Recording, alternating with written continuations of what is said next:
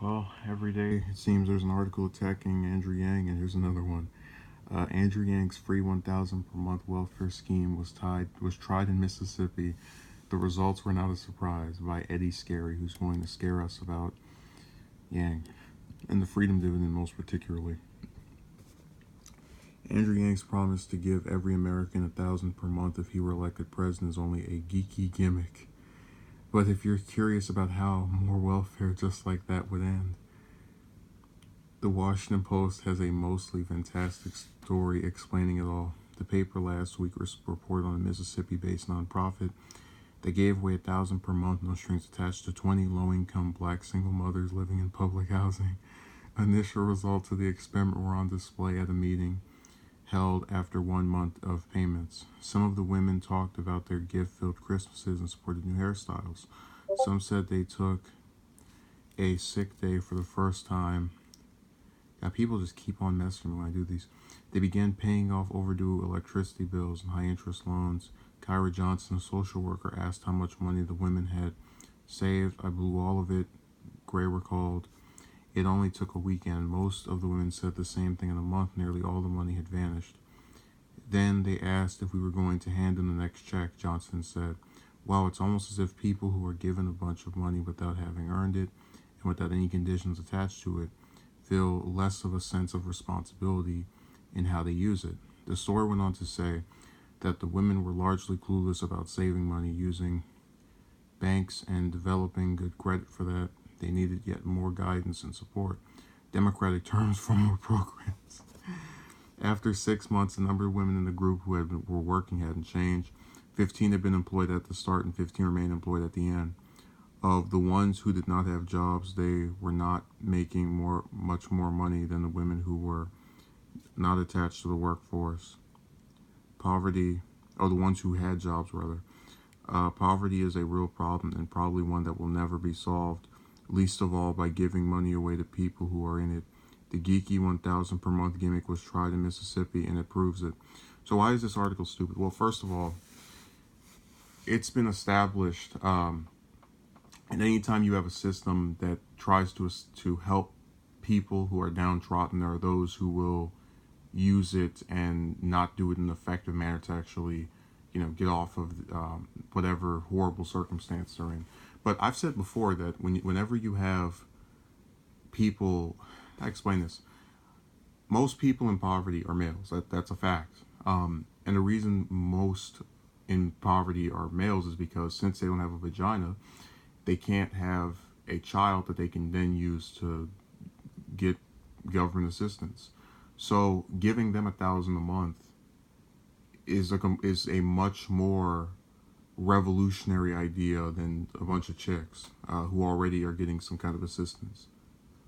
But what I don't like is that they try to use these really dumb people who misused something that they could have had benefit them greatly in that state to try and like say, oh yeah, all the homeless people are going to do this exact same thing.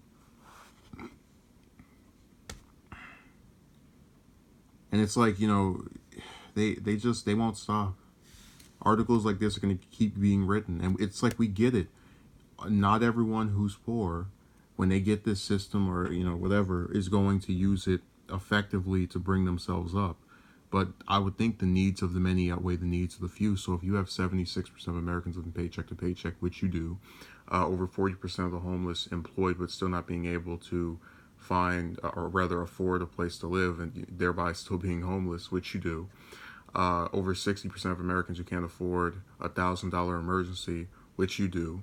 It's like, how do you look at those statistics and say, well, because these black single mothers in Mississippi were dumb, and by the way, he even admits that 15 of them had jobs. So I don't know like what else you wanted them to do besides work. But because of this group, all those people, all statistics I just laid out, right? We should just leave them alone, act like they don't exist, because there's a chance that some of those people, really think how crazy this is. They said 20, he says 20 low income, right here, 20 low income black single mothers living in public housing. So 75% of the own people that he's citing have jobs. So how are they leeches? Well, because they didn't use the money in the way that you liked. And that's kind of the point that Yang was making, that 1,000 is not going to fundamentally change someone's life, entire life or way of doing things, but it's supposed to be of assistance. And when you're telling me that 15 of the 20 people had positions and used that to, they even say right here, pay off overdue electricity and high interest loans, I kind of don't really know what else you would want from them to do. Again, I'm admitting there are the ones that don't, that use it to, as they say right here, get gifts and new hairstyles. But I mean, again, we're talking about a percentage that is not looking at the other gender and the majority of the people who are cited here. I don't know. Maybe I'm not making any sense. I just think this is more trying to, like, they always do this every time you talk about helping poor people.